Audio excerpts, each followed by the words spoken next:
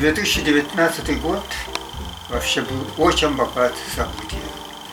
Для меня лично этот год запомнился тем, что вышла моя монография, которая называется «Гипобиология».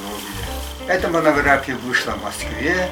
Гипобиология – это новое научное направление, поэтому вызвал очень такой теплый отзыв исследователей, ученых, особенно зарубежных стран.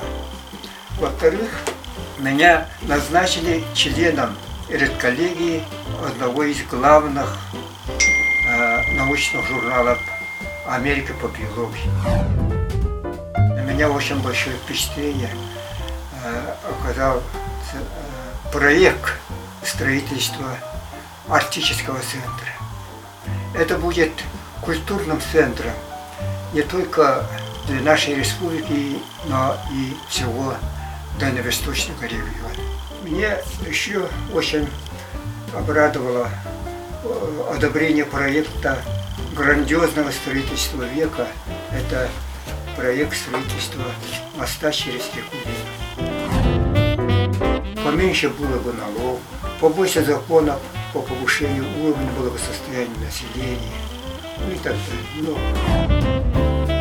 В Якутии был дом Эгедиева, якутского Деда Мороза. Было бы хорошо со стороны правительства одобрить строительство дома Эгедиева.